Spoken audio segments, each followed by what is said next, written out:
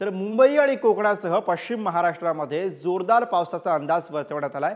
आजही राज्यामध्ये मुसळधार पावसाची शक्यता वर्तवण्यात आलेली आहे। मुसळधार पावसामुळे नदी नाले तुडुंब भरून वाहत आहेत। पावसाच्या सरींमुळे शेतकरी वर्गातही आनंदाचं वातावरण बघायला मिळतं।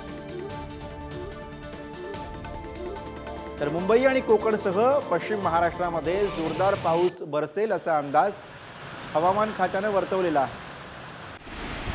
आजही राज्यामध्ये मुसळधार पावसाची शक्यता हवामान खात्याने वर्तवली आहे।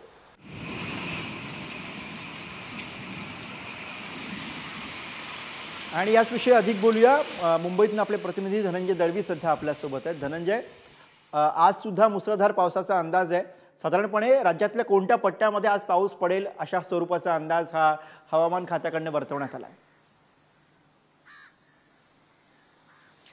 गुरु, आपण जर पाहिलं तर मोसमी पावसाचं आगमन हे 2 दिवस आधीच झालेलं आपल्याला पाहायला मिळालं।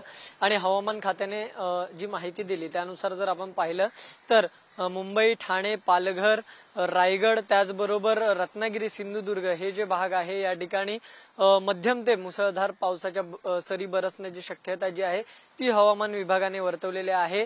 मुंबई, ठाणे, पालघर जिल्ह्यात येलो अलर्ट, तर रत्नागिरी आणि सिंधुदुर्ग या जिल्ह्यांना ऑरेंज अलर्ट जो आहे तो देखील देण्यात आलेला आहे। तसंच महाराष्ट्रामध्ये इतर ठिकाणी म्हणजे विदर्भ असेल, मराठवाडा असेल या ठिकाणी देखील पावसाच्या सरी ज्या आहेत त्या बरसण्याची शक्यता हवामान विभागाने वर्तवलेली आहे। सरासरीपेक्षा यंदा जे आहे ते पाऊस हा सगळ्यात जास्त पडणार असल्याचं देखील जे आहे ते हवामान खात्याने वर्तवलेलं आहे। आणि त्याच दृष्टीने जर आपण पाहिलं तर मुंबई आणि इतरच्या परिसरात आज देखील ढगाळ वातावरण असणार आहे आणि त्याचबरोबर मध्यम ते बरोबर, त्यामुळे हवामान खातं म्हणतंय की आजचा दिवस सुद्धा मुसळधार पावसाचा असणार आहे।